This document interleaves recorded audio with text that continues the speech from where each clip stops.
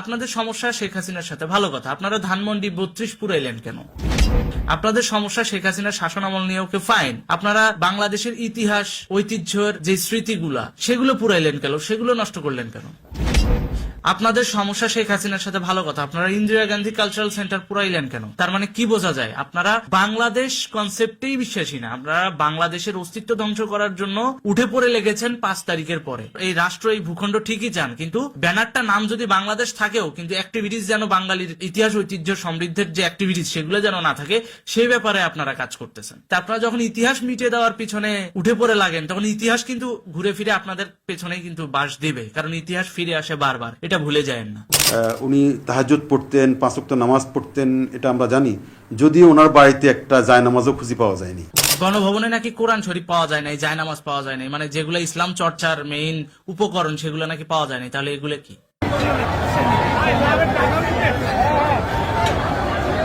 যাক ভাই, যায় নামাজ পড়ছেন, ভালো নামাজ পড়ছে অলরেডি। বাহ, ওখানে ভিতরে ভিতরে দারুণ জিনিস এটা। পরিকল্পিতভাবে 90% মুসলমানের দেশে বঙ্গবন্ধু কন্যা শেখ হাসিনাকে ইসলাম বিদ্বেষী হিসেবে প্রচার করা হয়েছে।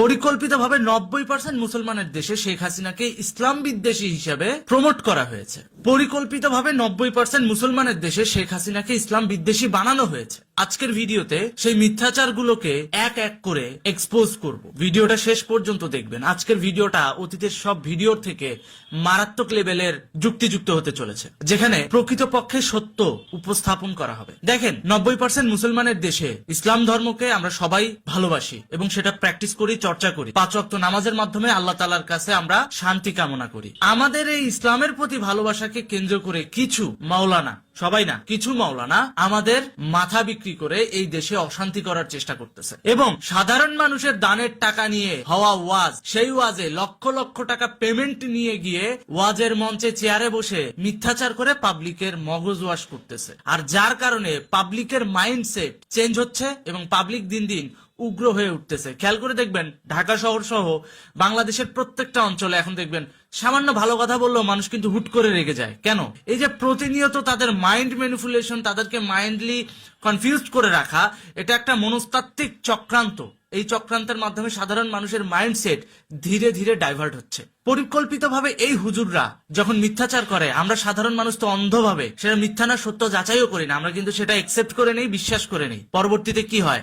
আমাদের ওই বিশ্বাস নিয়ে এই মাওলানা, এই হুজুরেরা বিশ্ব রাজনীতি করে, দলীয় রাজনীতির এজেন্ডা বাস্তবায়ন করে, কিংবা কোনো কোনো ক্ষেত্রে জঙ্গিবাদ কায়েমের যে পথ সেটাও সৃষ্টি করে দেয়। যেমন আমির হামজা যখন শেখ হাসিনা গণভবন থেকে চলে গেল, তখন এই আমির হামজা, মাওলানা আমির হামজা ডিরেক্ট ওয়াজের মঞ্চে এসে বলছেন কি, 15.5 বছরে যা সন্তান যে উনি নাকি ঘুম থেকে উঠে যায় নামাজ খোঁজে, সেটা তো কেউ পায়নি। উনি ফজরের নামাজ পড়ে কোরআন শরীফ পড়ে, সেটাও কেউ পায়নি। পাওয়া গেছে যেটা, অত নাম নেওয়া ঠিক না। আসলে কি সত্যি তাই? শেখ হাসিনার গণভবনে যখন পাবলিক লুটপাট চালায় তখন কোরআন শরীফ পাওয়া যায় নাই? চলেন একটু প্রমাণস্বরূপ ফুটেজটা দেখে আসি। গীবতের চেয়েও বড় পাপ হলো মিথ্যা অপবাদ দেওয়া। গীবতের চেয়েও বড় পাপ হলো মিথ্যা অপবাদ দেওয়া। গীবতের চেয়েও বড় পাপ হলো মিথ্যা অপবাদ দেওয়া। তো দেখলেন তো, যদি সে নামাজ না পড়তো, যদি সে কোরআন শরীফ না পড়তো, তাহলে গণভবনে তো এগুলো পাওয়া যেত না। তাহলে ওয়াজের মঞ্চে মফস্বল এরিয়ায় যখন একটা মাওলানা, একটা বক্তা এসে বলবে যে শেখ হাসিনার গণভবনে তো যায় নামাজ পাওয়া যায় নাই, মানুষ তো এটাই বিশ্বাস করতো। সত্যিই মনে হয় শেখ হাসিনা নামাজ পড়ে না, তার গণভবনে যায় নামাজ পাওয়া যায় নাই, তার গণভবনে কোরআন শরীফ পাওয়া যায় নাই। যেহেতু ভিডিও নাই, কোরআন নাই, তো মানুষকে যা বলবেন সেটাই তো মানুষ বিশ্বাস করবে। তার উপর মাওলানা বলছে, একজন মেহমানদারি করে রীতিমতো আপ্যায়ন করে নিয়ে যাওয়া হয়, প্রোটোকল দিয়ে নিয়ে যাওয়া হয়, তখন স্বভাবতই তাদের অ্যাকসেপ্টেন্সি বেশি থাকে। সেই হুজুরই যখন বলছে যে শেখ হাসিনার গণভবনে কোরআন শরীফ পাওয়া যায় নাই, শেখ হাসিনার গণভবনে জায়নামাজ পাওয়া যায় নাই, তখন স্বভাবতই সবাই সেটা বিশ্বাস করবে এবং সেটাই হয়েছে। সেটাই তো হয়েছে। এবং সবাই তো ভাই ইউটিউব, ফেসবুক চালায় না। আজকে ধরেন ভিডিওটা না থাকলে কি হইতো? শেখ হাসিনার গণভবনে জায়নামাজ, কোরআন শরীফ পাওয়া যায়নি, এটাই বিশ্বাস হতো, পাবলিক এটাই বিশ্বাস করতো। পাবলিক কিন্তু আর যাচাই বাছাই করে দেখবে না যে আদৌ এটা মিথ্যা নাকি সত্য। পাবলিক কিন্তু ওই হুজুরের কথাই বিশ্বাস করতো যে হ্যাঁ সত্যি গণভবনে জায়নামাজ ছিল না। আজকে এই ভিডিওটা আছে বলেই কিন্তু আমরা প্রমাণ হিসেবে দেখাইতে পারতেছি যে এই যে হুজুর যে মিথ্যাচার করতেছে আসলেই বঙ্গভবনে জায়নামাজ এবং কোরআন শরীফ ছিল এবং শেখ হাসিনা নামাজ পড়তো। কারণ নামাজ না পড়লে জায়নামাজ আর কোরআন শরীফ এরকম অগোছালো থাকে না। তো যারা নিয়ে যাচ্ছে চুরি করে, যে গণভবন থেকে নিয়ে যাচ্ছে, ওরা দেখেন ভাঁজ করে কিন্তু নিয়ে যাচ্ছে না, যেভাবে ছিল ওইভাবে নিয়ে আসছে। তাহলে যদি সে নামাজই না পড়তো তাহলে গণভবনে কোরআন শরীফ আর জায়নামাজ আসলো কোত্থেকে? তো এই ধরনের হুজুরেরা যে মিথ্যাচার করে, এই মিথ্যাচার সাধারণ মানুষ তো শুরুতে গেলে, কিন্তু যখন এটার বাস্তব প্রমাণ সামনে আসে তখন কি এই হুজুরদের ইমেজ থাকে, একসেপ্টেন্সি থাকে? অবশ্য থাকে। বাংলাদেশের মানুষ খুব সহজে ভুলে যায়, তো যার কারণে এটা বেশি দিন মনে রাখে না। কিছুদিন পর আবার দেখা গেছে যে এই হুজুরি এসে ওয়াজ করবে, একটা মিথ্যাচার বলে দিবে, আমরা ওটাই বিশ্বাস করব। কারণ সবসময় তো সবকিছুর কৈফিয়ত দেওয়া সম্ভব হয় না, আর ভিডিও করে রাখাও সম্ভব হয় না। পাপের যে পাল্লা কিয়ামতের দিন এটা হালকা হবে যাদের, তারা যাবে জান্নাতে। আর যাদের ভারী হবে তাদেরকে আল্লাহ হাবিয়া নামক যে জাহান্নাম আছে এই মায়ের কোলে তাদেরকে দেবে। আর যারা মিথ্যাচার করে তাদের শাস্তি কি হবে হুজুর? তাহলে এটা তো চাক্ষুষ প্রমাণ। এরকম হাজার কত না কত মিথ্যাচার ওয়াজের মঞ্চে যুক্তিটাকে টিকিয়ে রাখার জন্য বলছে, তার তো কোনো হিসাব নাই। এই বিগত 15 বছর ধরে শেখ হাসিনাকে শুধুমাত্র ইসলাম বিদ্বেষী বানানোর জন্যই এই ধরনের চক্রান্তগুলো করা হয়েছে ওয়াজের মঞ্চে। আর যখনই শেখ হাসিনা এটার বিরুদ্ধে কোনো পদক্ষেপ নিছে তখনই আমরা তাকে বলে দিছি কি তিনি স্বৈরাচার, আমরা তাকে বলে দিছি কি যে তিনি ইসলাম বিদ্বেষী। আদৌ কি তিনি ইসলাম বিদ্বেষী? তাহলে তিনি কি বাংলাদেশে এতগুলো মডেল মসজিদ তৈরি করতেন? কিছুদিন আগে ডক্টর ইউনূসের প্রেস সচিব বললেন এতগুলো মডেল মসজিদ তৈরি করার কি দরকার ছিল? ভাই তুমি তো সুদখোরের প্রেস সচিব, তুমি মসজিদের মর্ম কি বুঝবা? বাংলাদেশে 90% মুসলিম, তারা ইসলামকে ভালোবাসে, তো তারা মসজিদে গিয়ে নামাজ পড়বে না? সরকারি পক্ষ থেকে 560টা মডেল মসজিদ তৈরি করা হয়েছে, তাতে তোমার এত জ্বলছে কেন? শয়তানি একটু কম করে করো। মসজিদ আল্লাহর ঘর, এই আল্লাহর ঘরে সাধারণ মানুষরাই নামাজ পড়ে। সেই সাধারণ মানুষের দানের টাকা যখন চলে যায় হামির হামজার মতো মিথ্যাচারী হুজুর মাওলানাদের পকেটে, তখন এই বিষয়গুলা সচেতন মানুষকে পীড়া দেয়। কেন? উনি মিথ্যা কথা বলতেছে, পাবলিকের দানের টাকা নিয়ে উনি মিথ্যাচার করতেছে। আজকে প্রমাণ আছে দেখে দেখায় দেওয়া যেত। সব বিষয় কি ভিডিও ধারণ করে রাখা সম্ভব? কিন্তু ওই বিষয়গুলো নিয়ে তো ঠিকই মিথ্যাচার হচ্ছে, বিগত 15 বছর ধরে হয়ে আসছে, এখনো হচ্ছে। এই ব্যক্তিকে যখন শুধুমাত্র মিথ্যাচারের কারণে, মানুষের সম্মানহানি করার কারণে, মানুষের নামে মিথ্যা বদনাম করার কারণে আইন শৃঙ্খলা বাহিনী যখন তাকে গ্রেপ্তার করে, তখন আমরাই বলি কি বাংলাদেশ সরকার হুজুরদের ভালোবাসে না। আরে ভাই 90% মুসলমানের দেশ এটা। এখানে একটা দুইটা মুসলিম ছদ্মবেশী মিথ্যাবাদী থাকতে পারে না? তাদের বিরুদ্ধে কি ব্যবস্থা নেওয়া যায় না? এগুলো আপনাদের বুঝতে হবে। সুতরাং আমরা চাচ্ছি উনি যেহেতু পালিয়ে গেছে। হুজুর থামেন, ভুলে যায় না মক্কা শাসনের আগে নবী সাল্লাল্লাহু আলাইহি ওয়াসাল্লাম কাফেরদের যন্ত্রণায় কিন্তু মক্কা ছেড়েছিলেন। আর আপনাদের মতো মিথ্যাবাদীদের যন্ত্রণায় শেখ হাসিনা পালাইলে দোষ হয়ে যায়?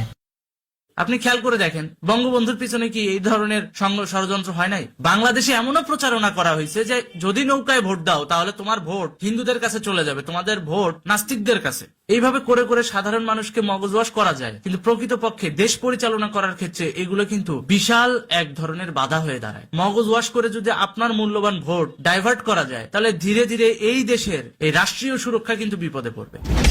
আমি তো দেখলাম টকশোতেও একজন এসে বললেন যে শেখ হাসিনার ঘরে জায়নামাজ পাওয়া গেল না কেন। চলেন ফুটেজটা দেখে আসি। উনি তাহাজ্জুদ পড়তেন, 5 ওয়াক্ত নামাজ পড়তেন, এটা আমরা জানি, যদিও ওনার বাড়িতে একটা জায়নামাজও খুঁজে পাওয়া যায়নি। তো দেখলেন তো, এভাবেই পরিকল্পিতভাবে মিথ্যাচার করা হচ্ছে। এরকম অনেক ছোট ছোট ছোট ছোট মিথ্যাচার করা হয় ওয়াজের মঞ্চে, খুব সূক্ষ্মভাবে করে। আমরা তো মাওলানা বলতে ওরে বাবা হুজুর আসছে ওয়াজ করতেছে, আমরা তো খুব ইমোশনাল হয়ে যাই। কিন্তু সে ওয়াজের নামে আমাদের মস্তিষ্কে কি ঢুকায় দিয়ে যাচ্ছে, আমাদেরকে কি বলে যাচ্ছে, এইটার ব্যাপারে আমরা কোনোটাই গুরুত্ব দেই না। কোরআন হাদিসের কোনো ব্যাখ্যা আমাদেরকে দেওয়া হয় না, দেওয়া হলেও সেটার অপব্যাখ্যা দিয়ে আমাদেরকে রাজনৈতিকভাবে ডাইভার্সন করা হয়। এগুলোর নাম কি ওয়াজ? অতএব মুসল্লির টাকা দিয়ে, যেই টাকা দিয়ে আপনারা ওয়াজ করবেন, ওই টাকা দিয়ে লাগলে আপনার ইমাম সাহেবের বেতন বাড়ায় দেন, লাগলে আপনার মুয়াজ্জিন সাহেবের বেতন বাড়ায় দেন। ওর সংসার নিয়ে 2-4টা ভালো মন্দ খায়া ও যদি ভালো চলতে পারে, ও আপনার জন্য দোয়া করবে, আপনার এলাকাবাসীর জন্য দোয়া করবে। আর যদি মসজিদে ব্যবসা প্রতিষ্ঠান বানাইতে চান তাহলে করেন, ওয়াজ করেন, কিন্তু ভালো বক্তা নিয়ে আসেন যে কিনা প্রকৃতপক্ষে ইসলামের কথা বলবে, কোনো রাজনৈতিক এজেন্ডা এখানে বাস্তবায়ন করবে না। বঙ্গবন্ধুর পেছনে এরকম অনেক প্রোপাগান্ডা হয়েছে। নাস্তিক বলা হয়েছে, বঙ্গবন্ধুকে ভারতের দালাল বলা হয়েছে, একইভাবে শেখ হাসিনাকে নাস্তিক বলা হচ্ছে, তারপরে শেখ হাসিনাকে বলা হচ্ছে ইসলাম বিদ্বেষী, মাওলানা বিদ্বেষী। তাহলে আপনারা বারবার ওয়াজের মঞ্চে সাধারণ মানুষকে ইসলামের নামে অপব্যাখ্যা দিবেন, আর সেটার বিরুদ্ধে পদক্ষেপ নিলেই শেখ হাসিনা ইসলাম বিদ্বেষী হয়ে যায়? তাহলে শেখ হাসিনা যদি সত্যি ইসলাম বিদ্বেষী হতো, তিনি কি 5 ওয়াক্ত নামাজ পড়তেন বা তিনি কি কোরআন শরীফ পড়তেন না। তিনি কিন্তু কোরআন শরীফের আদলে আপনাদের মতো ধর্মটাকে ব্যবসার পণ্য বানায় নাই। তিনি কিন্তু আপনাদের মতো ব্যবসার পণ্য বানায় নাই কোরআন শরীফকে, তিনি কিন্তু আপনাদের মতো ধর্মকে বিক্রি করে পুঁজি করে কোনো ফায়দা কিন্তু তিনি লুটে নাই। তিনি চাইলে লুটতে পারতো কিন্তু করে নাই। তিনি চিন্তা করছেন ধর্মটা আমার একান্ত আত্মশুদ্ধির ব্যাপার, আমি আত্মশুদ্ধি হিসাবে ধর্মটাকে চর্চা করে যাব, তিনি সেটাই করছেন। অথচ আপনারা ওয়াজের মঞ্চে তার নামে গীবত করছেন, তার নামে বদনাম করছেন। অথচ আপনারাই বলেন যে গীবত ইসলামে হারাম, বদনাম করা ইসলামে হারাম। গীবত করা মানে মৃত ভাইয়ের মাংস খাওয়া, মিথ্যা বলা মহাপাপ। তাহলে আজকে আমির হামজা এই মিথ্যা বলার কারণে কোথায় যাওয়া উচিত? তিনি কি তার মৃত ভাইয়ের মাংস খান নাই গীবত করে শেখ হাসিনার নামে? তো এই বিষয়গুলো বুঝতে হবে। ছোট ছোট কনফ্লিক্ট যেগুলো আমাদের মাথায় ঢুকিয়ে দেওয়া হয়, এটা শুধুমাত্র আমাদের ভেতরে একটা নেগেটিভ মাইন্ডসেট তৈরি করে দেওয়ার একটা ধান্দা, যাতে ফিউচারে আমরা কিছু হইলে যুদ্ধে ঝাঁপায় পড়তে পারি। আরে ভাই, যুদ্ধ করে একটা দেশ 150-200 বছর পিছিয়ে যায়। এই যে 71-এর যুদ্ধে আমরা এতটাই পিছিয়ে পড়ছি, এতটা গণহত্যার শিকার হয়েছি আমরা, যে এখনো পর্যন্ত বাংলাদেশ মাথা উঁচু করে দাঁড়াইতে হইলে যেই পরিমাণ লিডারশিপ দরকার সেটা কিন্তু আমরা পাই নাই। পাকিস্তানিরা কিন্তু সেটা আমাদের ড্যামেজ করে দিয়ে গেছে। তো এই বিষয়টা কিন্তু আপনাদের বুঝতে হবে যে আমরা কি করছি, কোন দিকে যাচ্ছি, কোন কথা রিসিভ করতেছি। এটার ব্যাপারে আপনারা যতদিন না পর্যন্ত সচেতন না হবেন ততদিন পর্যন্ত আমাদের এই দেশে ভালো লিডার জন্মাবে না। আর ভালো লিডার না জন্মালে ওই দখলদার পাকিস্তানি কিংবা ওই দখলদার মধ্যপ্রাচ্যের যে গোষ্ঠীটা অথবা ওই দখলদার পশ্চিমা গোষ্ঠীরা, তারা কিন্তু আসবে আপনার সন্তানের, আপনার যুগটা না পাইলেও আপনি যদি মইরাও যান, আপনার সন্তানের মাথায় লবণ রেখে বড়ই খেয়ে চলে যাবে, আর বুটের লাথি খাবে আপনার সন্তান। এটা মাথায় রাখেন। অতএব সচেতন হন, একটু খেয়াল রাখেন নিজের দিকে। আপনাদের শেখ হাসিনার বিরুদ্ধে মতামত থাকতেই পারে, সেটা রাজনৈতিকভাবে প্রমাণ দিয়ে সেই জিনিসগুলো আপনারা সলভ করেন। কিন্তু আপনারা যদি সরাসরি এসে মিথ্যাচার করেন, গীবত পরিচালনা করেন, সাধারণ মানুষের মস্তিষ্কে গীবতের পয়জন ঢুকিয়ে দেন, তো এই সাধারণ মানুষ তো খেপে যাবে। এবং সেটাই হয়েছে। এই যে বিগত 15 বছর তারা যে পাবলিকের মাইন্ড ওয়াশ করছে ওয়াজের নামে, সেটারই প্রতিফলন হয়েছে 5ই আগস্ট। হ্যাঁ, এটাই সত্য। আপনাদের শেখ হাসিনার শাসন আমল পছন্দ নাই হতে পারে, সেটা রাজনৈতিকভাবে মোকাবেলা করেন। আপনারা কি করলেন? মিথ্যাচারের আশ্রয় নিলেন। মিথ্যা দিয়ে কি আপনাদের সারা জীবন চলতে পারবেন? বঙ্গবন্ধু শেখ মুজিবুর রহমানের শেষ স্মৃতি ধানমন্ডি 32টাকেও আপনারা পুড়ায় দিলেন। কি হয়েছে? যাতে ইতিহাস না থাকে। তাহলে আপনাদের ভিতরে আর পাকিস্তানিদের ভিতরে পার্থক্য কি? পাকিস্তানিরা আমার দেশের বুদ্ধিজীবীদের হত্যা করছে কেন? যাতে ভবিষ্যতে বাংলাদেশে বড় কোনো লিডার তৈরি না হয়, বড় কোনো নেতা তৈরি না হয়, যাতে এই দেশ নেতৃত্ব শূন্যতায় ভোগে আর তারা এসে দখল করতে পারে, কিংবা পশ্চিমা গোষ্ঠী এসে অনায়াসে এখানে তাদের যে এজেন্ডা সেটা যেন বাস্তবায়ন করতে পারে। তাহলে আপনাদের মধ্যে আর ওই পশ্চিমা গোষ্ঠীর মধ্যে, ওই পাকিস্তানি গোষ্ঠীর মধ্যে পার্থক্যটা কি থাকলো?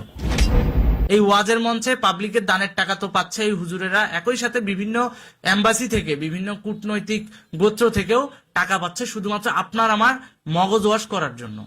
তার মানে বুঝতে পারতেছেন, আপনার আমার ব্রেনটার ভিতরে সাধারণ ভালো যৌক্তিক বিষয় যেন না ঢোকে, এই ক্ষেত্রটাকে তৈরি করার জন্য পশ্চিমা গোষ্ঠী, পাকিস্তান গোষ্ঠী ফাইন্যান্স করতেছে এই মাওলানাদের। আল্লাহ খোদার নাম নাই, কোরআনের কোনো ব্যাখ্যা নাই, কিন্তু দেখবেন যে গল্প আছে, কোন নায়িকা কি করলো সেই গল্প। ওয়াজের মঞ্চে কথা হবে ইসলামের, হাদিসের। বাস্তবে যার যার জীবন শেষে কিভাবে সেটার সাথে রিলেট করবে সেটা তার তার ব্যাপার। কেননা আপনার লাইফ স্টাইল আর আমার লাইফ স্টাইল এক না। আপনি সকালবেলা ঘুম থেকে উঠে আপনার কর্মসংস্থানে যান, আমি সকালবেলা ঘুম থেকে উঠে আমার কর্মসংস্থানে যাই। আপনার কর্ম আর আমার কর্ম তো এক না। ধরেন আপনি কথার কথা একটা বড় বিজনেসম্যান, আপনি অফিসে যান, আমি গরিব কৃষক, আমি খেতে যাই। আমার বাস্তবতা আর আপনার বাস্তবতা এক হবে? হবে না। সুতরাং মাওলানারা কোরআন হাদিসের আলোকে ব্যাখ্যা করবে, সেই ব্যাখ্যা আমি আমার যে লাইফ স্টাইল সেটাতে কিভাবে রিলেট করাবো সেটা একান্তই আমার ব্যাপার। জাজমেন্ট করার দায়িত্ব কিন্তু মাওলানাদের না, জাজমেন্ট করার দায়িত্বটা যার যার জীবন তার তার, যে যেরকম পরিস্থিতিতে বসবাস করে, যেরকম পরিবেশে বসবাস করে তাদের। আপনি তো আর জানেন না যে অমুক বিধবা নারীটা এমনি এমনি রাস্তায় আসে না, রিক্সা চালাচ্ছে। অনেক নারীরাও কিন্তু আজকাল রিক্সা চালায় পেটের দায়ে। কেন? কারণ তার আর্নিং সোর্স নাই। কিন্তু আপনি ওয়াজের মঞ্চে বলতেছেন যে মেয়েদের বোরখা পরা উচিত, মেয়েদের ঘরে থাকা উচিত, মেয়েরা কেন রাস্তায় আসবে? আপনি তো আর জানেন না যে ওই মেয়েটা কতটা বিপদে পড়ছে, কতটা বিপদে পড়ে এসে রাস্তায় এসে পুরুষ মানুষের মতো এসে রিক্সা চালাচ্ছে। আপনি তো আর তার বাস্তবতা বুঝবেন না। অতএব জাজমেন্ট করার দায়িত্ব কিন্তু মাওলানাদের না, জাজমেন্ট করার দায়িত্ব যার যার জীবন তার তার, যার যার লাইফ স্টাইল তার তার। কারণ কোরআন আপনার জন্য আলাদা না, আমার জন্য আলাদা না। সবাই কিন্তু আজকাল শিক্ষিত, পড়তে পারে। দয়া করে একটু কোরআন শরীফটা খোলেন, বাংলা অর্থগুলো কিন্তু আরবির নিচে দেওয়া আছে, একটু পড়েন। পড়লে আপনারা অনেক কিছু জানতে পারবেন। তখন দেখবেন এই মারামারি, হানাহানি, খুনাখুনি, এই মিথ্যাচার, এই গীবত এগুলো থাকবে না।